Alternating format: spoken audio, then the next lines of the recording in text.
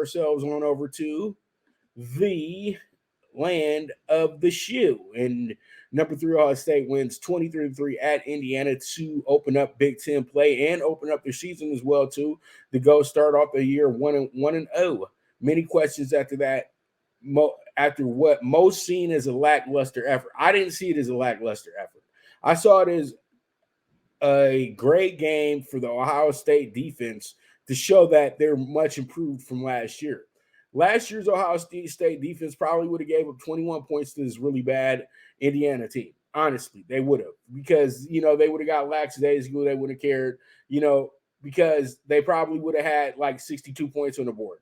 But Ohio State played a different type of game. They went back to the type of game that I remember. And I felt like it was a lot of Jim Tressel ball going on with the Ohio State Buckeyes on Saturday, because they had not one, not two, but three very high quality running backs who could probably start anywhere in the nation and be effective players. Mian Williams, very, very prolific player. Then you also already had Travion Washington, who's been with the team for a few years. He was a superstar freshman.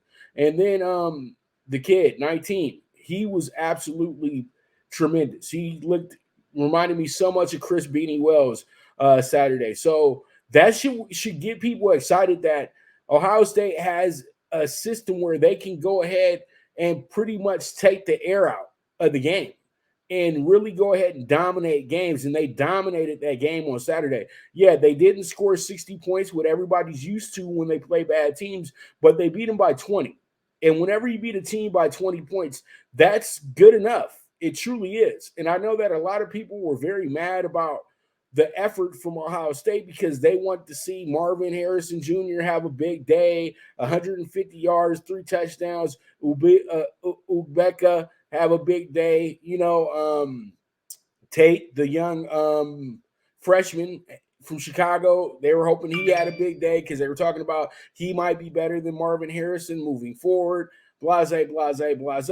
But what I was really happy to see was that defense was so sturdy. They were so in tune, and they only gave up a field goal. They only had 1 point in the game where they really kind of were off their game. And then they came back around and stepped it right up. The only bad drive they had all game, and it led to a field goal. That's it.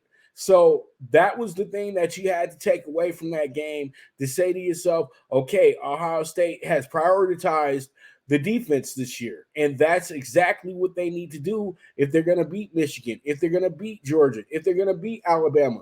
Defense has to become the premium. Really, it has to become the Ohio State calling card again, because a lot of times when Ohio State was a very successful team, they had one of the better defenses in the nation as well, too. So hopefully this weekend they'll be able to have guys really, really get off, because they will be playing against Youngstown State. That's a FCS school.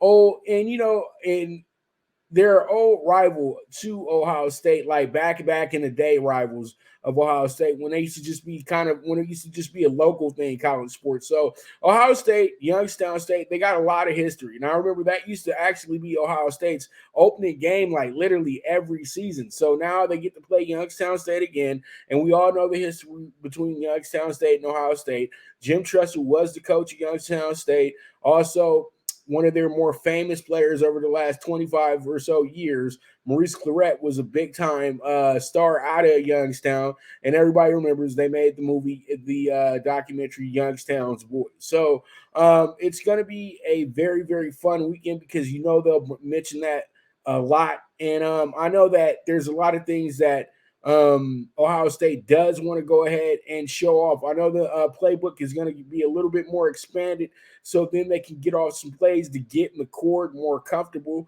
I just really felt like what happened, though, with Ohio State was that they pretty much ran into a situation where they didn't have to overextend anything. They had the game well up under control. And when you have the game well up under control, all you got to do is just get your points and eat the clock. That's all they needed to do, and that's exactly what they did. So with that, we move forward. Let's go ahead and talk about the game that everybody was so adamant about. Everybody was so